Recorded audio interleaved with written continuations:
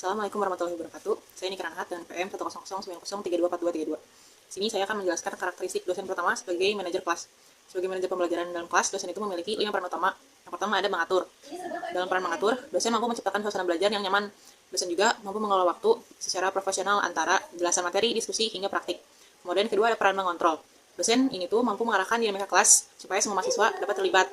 Dosen juga mampu menjaga sikap profesionalisme di dalam setiap situasi kelas. Ketiga ada peran mengorganisasi. Nah, dalam peran mengorganisasi, dosen ini mampu menyusun materi yang sistematis. Nah, dosen ini juga mampu memanfaatkan sumber belajar dan teknologi yang efektif dalam kelas. Kemudian keempat ada peran merencanakan. Dosen ini menyusun strategi pembelajaran yang adaptif, serta dosen ini mampu merancang asesmen atau penilaian yang jelas dan terukur. Kelima ada peran mengawasi. Dosen ini melakukan pemantauan perkembangan mahasiswa lewat tugas-tugasnya. Kemudian dosen ini melakukan evaluasi berkelanjutan terhadap tugas maupun capaian belajar. Selain sebagai manajer, dosen ini juga berperan sebagai pimpinan belajar. Karakteristiknya itu yang pertama meliputi kemampuan menginspirasi. Dalam peran menginspirasi, dosen ini memperlihatkan keteladanan dan kedisiplinannya sehingga itu bisa menjadi inspirasi kepada mahasiswa. Kemudian dosen itu melalui kedisiplinannya memberikan visi masa depan yang relevan. Kemudian dari peran memotivasi, dosen seringkali memberikan apresiasi sekecil apapun terhadap mahasiswa. Kemudian dosen ini juga menetapkan standar yang menantang kepada mahasiswa seperti presentasi maupun tugas tertentu. Kemudian dari peran mempengaruhi, dosen ini mempengaruhi mahasiswa melalui komunikasi yang persuasif. Dan juga dosen ini tuh mempengaruhi mahasiswa dengan integritas yang konsisten. Kemudian dari peran membimbing, dosen ini tidak hanya bertindak sebagai pengajar tapi juga sebagai mentor yang memberikan arahan dan feedback yang konstruktif. Kemudian dari peran memberdayakan, dosen mampu mendorong mahasiswa menjadi pemecah masalah yang ada di dosen juga mampu memberikan kepada mahasiswa tanggung jawab atas tugas-tugas atau tugas-tugas dan proyek yang dibuat oleh para mahasiswa, sehingga mahasiswa muncul rasa percaya diri dan tanggung jawab. Perkenalkan, saya Gladys Nuraini dengan NPM 1000903242211. Selanjutnya di sini saya akan menyampaikan hasil analisis kelompok kami terhadap karakteristik dosen yang kedua, yaitu Bapak Nurdin SMSI selaku dosen mata kuliah manajemen keuangan lanjutan semester 4. Nah, di sini saya akan menyampaikan yang pertama itu karakteristik dosen sebagai manajer kelas, yang dimana di sini itu ada 5 kata kunci. Yang pertama itu mengatur, yang kedua mengontrol, ketiga mengorganisasi, yang keempat merencanakan, lalu yang terakhir itu mengawasi. Nah, aspek yang pertama itu mengatur. Poin yang pertama itu disiplin dalam mengatur waktu, dimana dosen mampu mengelola waktu perkuliahan secara efektif dengan memulai, menjalankan, dan mengakhiri kelas secara tepat waktu. Lalu poin yang kedua itu adil dalam mengatur interaksi, dimana dosen memberikan kesempatan yang sama kepada seluruh mahasiswa untuk berpartisipasi dan menyampaikan pendapat mereka. Lalu ada aspek yang kedua itu mengontrol. Poin yang pertama di sini tegas dalam mengatur kelas, di mana dosen mampu menjaga suasana kelas agar tetap kondusif, tertib, dan disiplin selama proses pembelajaran berlangsung. Contohnya itu Pak Nurdin tidak akan memulai pembelajaran sebelum semua bangku di depan diisi terlebih dahulu oleh mahasiswa. Lalu poin yang kedua itu mengontrol capaian pembelajaran, di mana dosen memastikan setiap mahasiswa menyelesaikan tugas dan presentasi sesuai target yang telah ditentukan.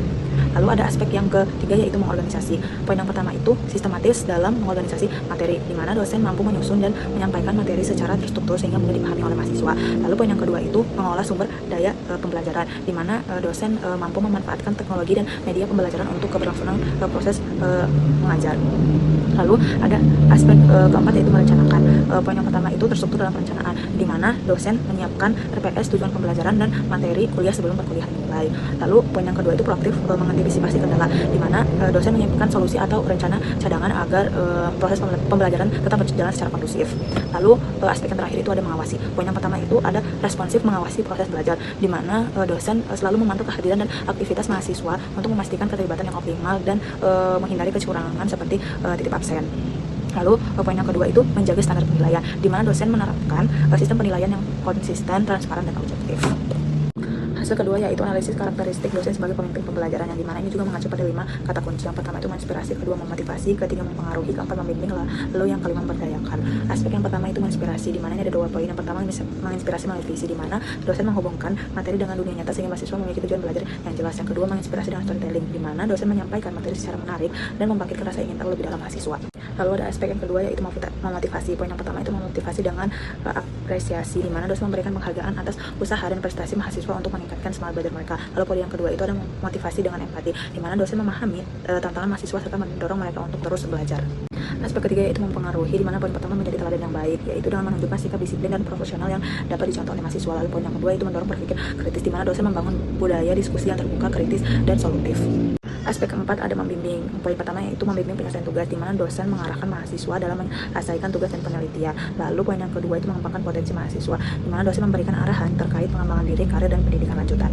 Lalu aspek yang terakhir itu memberdayakan. Poin pertama yaitu memberdayakan kemandirian, di mana dosen memberikan kepercayaan kepada mahasiswa untuk bertanggung jawab dalam proses pembelajaran. Lalu poin yang kedua yaitu mendorong kemampuan maksimal mahasiswa dengan memberikan tantangan yang mampu mengembangkan kreativitas, keterampilan, dan kemampuan mahasiswa. Nama saya Nafisa Alasya dengan NPM 100324140.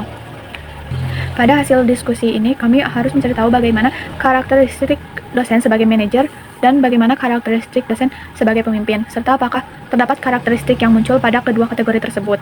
Pertama, ada karakteristik dosen sebagai manajer.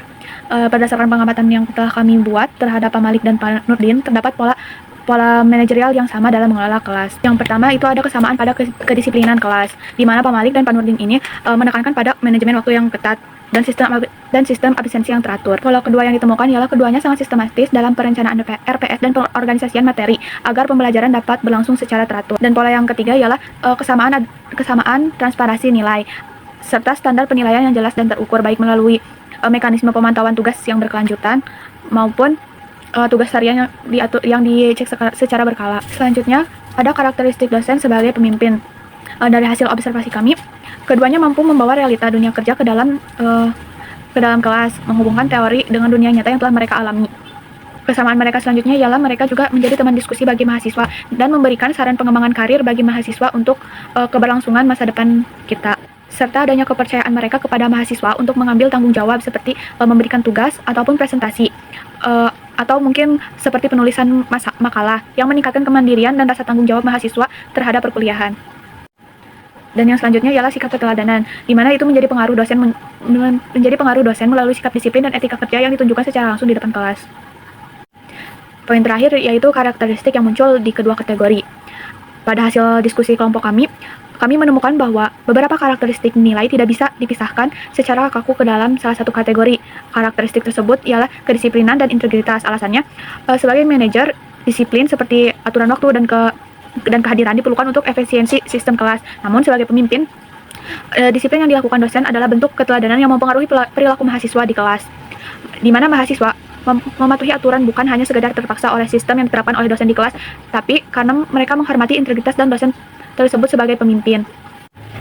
Selanjutnya ialah pemberian umpan balik atau feedback. Alasannya karena sebagai manajer, feedback adalah bagian dari kontrol kualitas dan asesmen. Namun, sebagai pemimpin, feedback yang konstruktif adalah alat untuk memberdayakan dan memotivasi mahasiswa agar potensi mereka berkembang di dunia kerja maupun di dalam kelas. Dan karakteristik terakhir yang tidak dapat dipisahkan ialah komunikasi persuasif.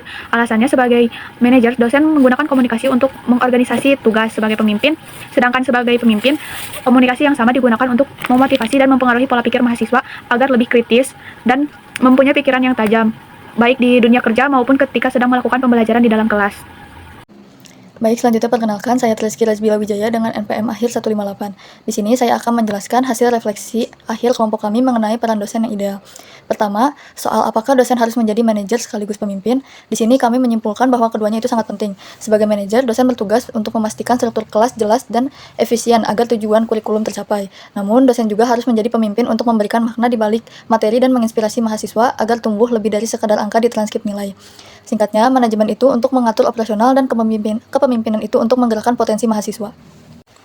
Lalu di sini yang kedua mengenai karakteristik yang paling membantu kami belajar adalah keseimbangan antara ketegasan yang terukur dan empati yang membangun. Di sini kami sangat terbantu oleh rencana belajar yang terstruktur. Namun kami juga membutuhkan dosen yang bisa menjadi mentor, terbuka untuk diskusi dan memberikan masukan konstruktif untuk memperbaiki kesalahan kami. Dan yang ketiga di sini yaitu karakter terpenting di era sekarang adalah adaptabilitas. Dosen itu harus memiliki agilitas digital, agilitas berpikir untuk membantu mahasiswa mencari informasi yang melimpah, serta kecerdasan emosional agar sentuhan manusiawi tetap terjaga di tengah dunia digital. Jadi kesimpulannya di sini, manajemen itu adalah fondasi sistem, sedangkan kepemimpinan itu adalah jiwanya. Keduanya itu harus berjalan simultan demi ekosistem belajar yang ideal.